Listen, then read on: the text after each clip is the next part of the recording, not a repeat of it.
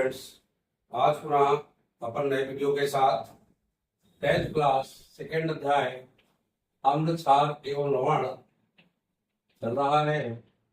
उसमें मैंने बहुत सारी चीजें आपको बताई है, इंपॉर्टेंट क्वेश्चन भी बताए हैं। आज मैं बता रहा हूँ पीएच परिवर्तन के कारण। एक क्वेश्चन ध्यान रखिए, पीएच परिवर्तन के कारण दंत क्षय किस प्रकार होता है। दंत क्षय माने दांतों का क्षरण। दंत क्षय किस प्रकार होता है, किस प्रकार होता है, इससे कैसे बचा जा सकता है, इससे कैसे बचा जा सकता है। यह आपको ध्यान रखना बहुत इंपॉर्टेंट क्वेश्चन है। पीएच परिवर्तन के कारण दंत क्षय किस प्रकार होता है, तो ये आपको ध्यान रखना है। आपको मैंने बताया था, थोड़ा ध्यान रखिएगा, पीएच वैल्यू यदि 1 से 6 के बीच होती है तो विलयन कैसे होते हैं, अम्लीय होते हैं। यदि पीएच वैल्यू 7 हो तो विलयन उदासीन होते हैं। पीएच वैल्यू 8 से 14 के बीच हो तो विलयन ये सभी क्षारीय होते हैं। ये पता होना चाहिए। अम्लीय विलयन 1 से 6 के बीच, 7 में विलयन उदासीन होता है, और यदि 7 या 8 से ऊपर है तो वह विलयन कैसा होता है, क्षारीय होता है। उदासीन पीएच स्तर 7 होता है, ये तो आपको पता है। इसमें लिखना पड़ेगा कि उदासीन पीएच का स्तर, बोल रहा हूं मैं, उदासीन पीएच का स्तर 7 होता है जब मुंह का पीएच स्तर 3.5 से नीचे गिरने लगता है।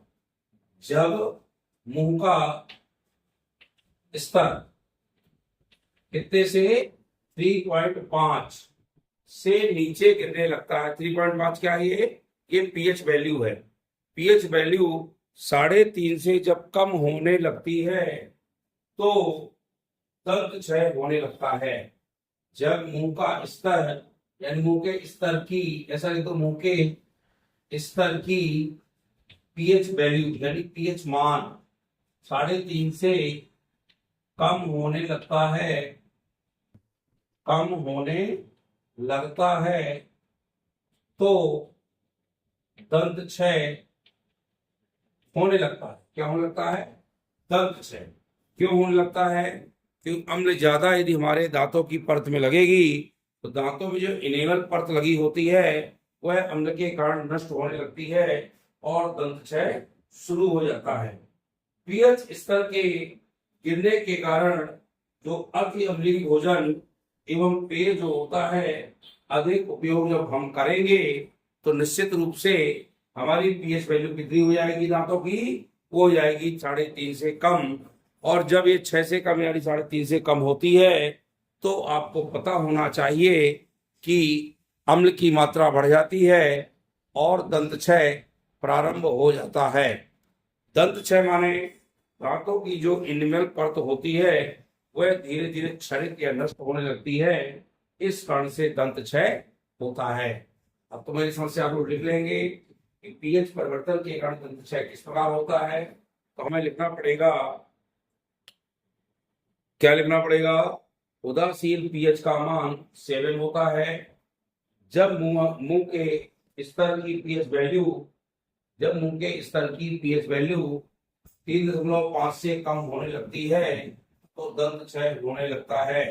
यानी पीएच स्तर हमारे शरीर में जैसे ही 7 से कम होना प्रारंभ होता है तो ये कब होगा, जब अधिक अम्ल के रूप में कोई चीज खाई जाएगी, अधिक अम्ल का उपयोग हम करेंगे तो निश्चित रूप से हमारे जो दांतों का है क्षरण होने लगेगा और दांत धीरे धीरे पतले हो जाएंगे, घिस जाएंगे, जिससे हमें दांतों में ठंडा लगने लगता है।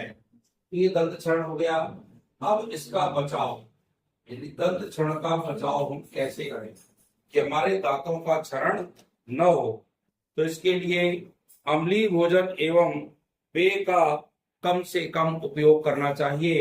यानी अम्ल हमें कम खाना चाहिए। अम्ल ध्यान रखना, चीज कोई भी हो, अम्लों का सेवन हमें कम से कम करना होगा। प्रत्येक 4 भोजन के बाद दांतों की सफाई करनी होगी। यानी प्रत्येक बार जितने बार हम भोजन करेंगे तो दांतों की सफाई करना है। यानी जो अम्ल हमारे दांतों में लगा होता है वह अम्ल साफ करना होगा। रात्रि में सोते समय भी और जागने के बाद हमें नियमित रूप से ब्रश करना पड़ेगा। यानी रात में सोने से पहले हमें दांतों की सफाई के लिए ब्रश करना है, जिससे हमारे दांत साफ हो सके। और सुबह उठते तो हम लोग ब्रश करते ही हैं। यानी इस प्रकार से दांतों के क्षरण को आसानी से रोका जा सकता है और हमारे दांत क्षय नहीं होंगे। कब नहीं होंगे? यदि हम अम्लों का प्रयोग कम से कम भोजन में करेंगे। यानी भोजन में हमें कम से कम अम्ल का उपयोग करना है, तो हमारे दांतों का क्षरण आसानी से रुक जाएगा। ये आप ध्यान रखिएगा। ये महत्वपूर्ण चीज थी, महत्वपूर्ण क्वेश्चन था। अब मैं एक और इम्पोर्टेंट क्वेश्चन बता रहा हूँ कि जो व्यंजक चूर्ण होता है उसका रासायनिक नाम, शुद्ध और उपयोगी थी। ये क्वेश्चन भी बहुत बहुत इम्पोर्टेंट है। व्यंजक चूर्ण, इसको जान जाए। ये क्वेश्चन तो मेरे स्टूडेंटों ने लिख लिया होगा और मेरे बताने से निश्चित रूप से समस्त स्टूडेंट को याद हो गया होगा। क्यों? सभी को याद हो गया है ना? याद हो गया होगा। निश्चित रूप से कम करके मुझे बताएं कमेंट में कि हमें सर ये क्वेश्चन बिल्कुल याद हो गया हो। क्या लिखना है इसमें? कुछ नहीं, हमें लिखना है उदासीन पीएच वैल्यू 7 होती है। जब हमारे पीएच, मुंह का पीएच स्तर 3.5 या 3.5 से कम होने लगता है तो दांतों का क्षरण होने लगता है। और दांतों का क्षरण कैसे होता है ये भी पता होना आपको, कि जब हम अम्ल के रूप में ज्यादा चीजों का प्रयोग करते हैं, भोजन करते हैं, या दांतों में अम्ल ज्यादा लग जाता है तो निश्चित रूप से क्या हो जाता है? दांतों का क्षरण होना प्रारंभ हो जाता है। तो हमें इसका कम से कम प्रयोग करना अम्लों का, जिससे दांतों का क्षरण रोका जा सके।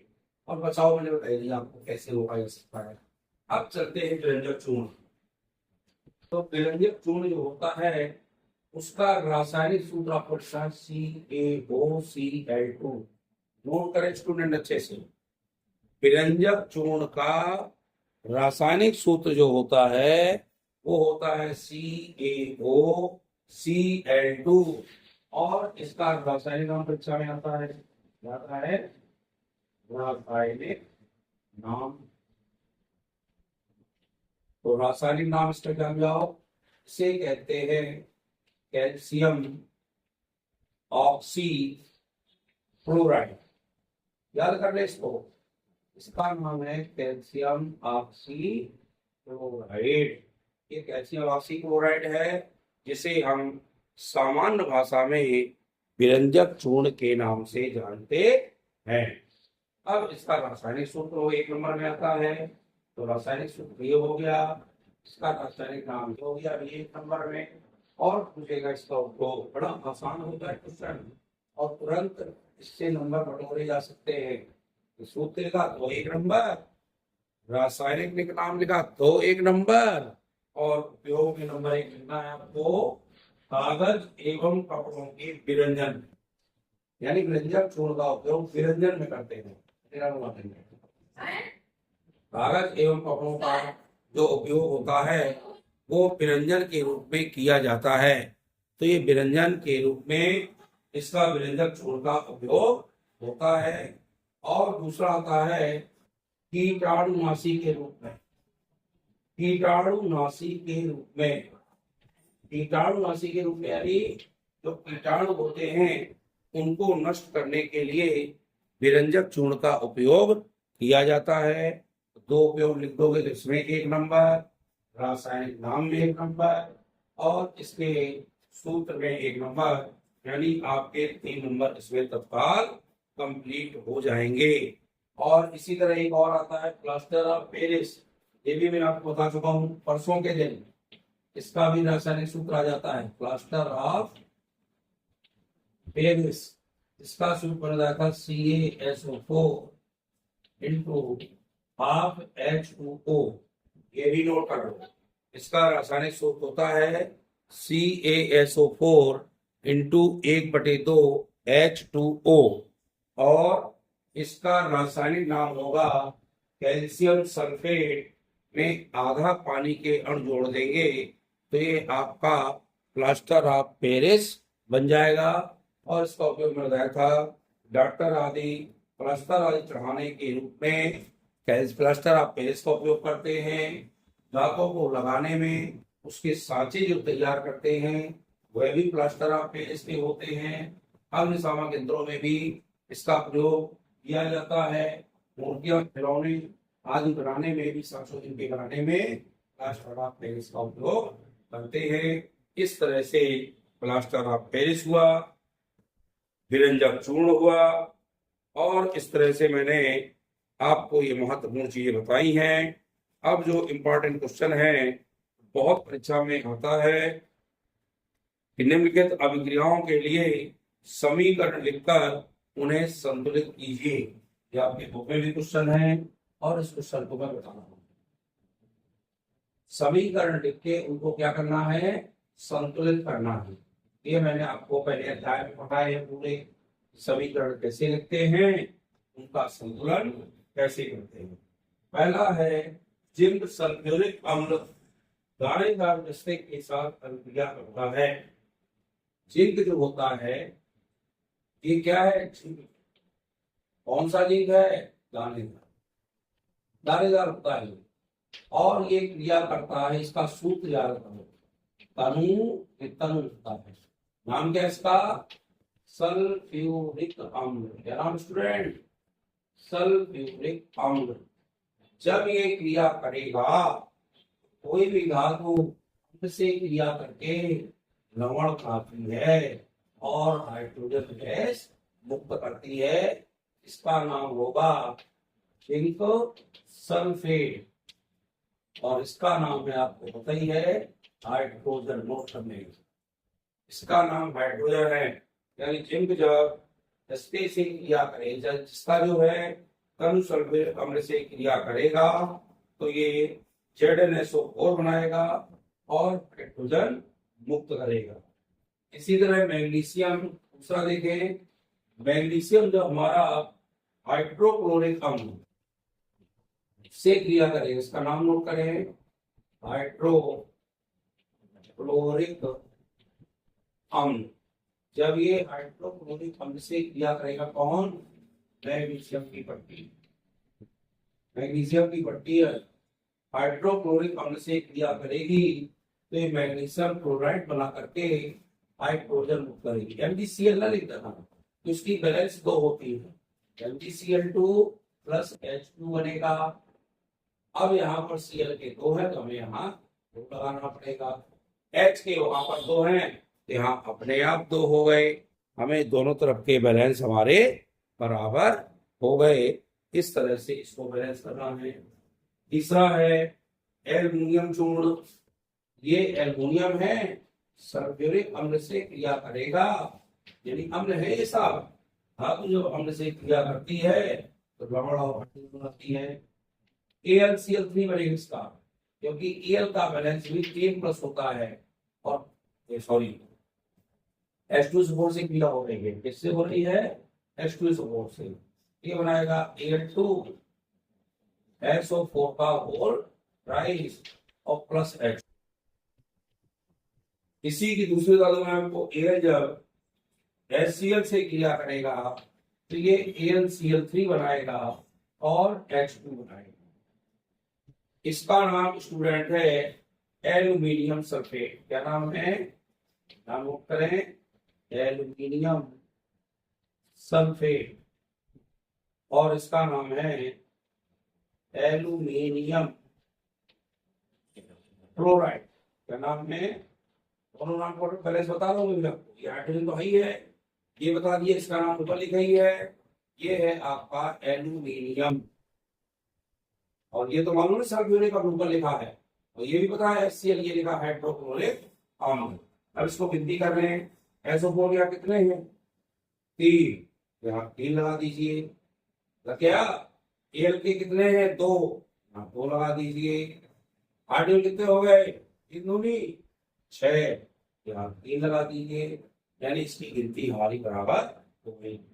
सीएल के 3 है, 3 लगा दो। 3 में तो बैलेंस होगा ना, होगा क्या? 3 हाइड्रोजन हो जाएंगे, नहीं हो पाएगा तो 2 ना करो, यहाँ 2 लगाओ। तो 3 दूनी 6, 6 सीएल में लगा दो। एच के 6 हो गए, 3 यहाँ लगा दो। 3 दूनी 6, एल्युमिनियम 2 हो गए, यहाँ लगा दो। ये भी है, एल्युमिनियम HCl से क्रिया करके एल्युमिनियम क्लोराइड बनाकर हाइड्रोजन मुक्त करता है।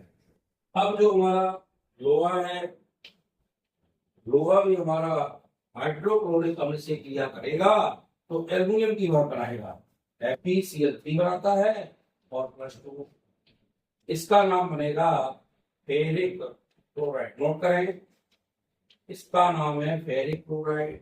और से बैलेंस कर लो, 3 दूनी 6 और यहाँ आ जाएगा 3 दूनी 6 और 2 यहाँ 3।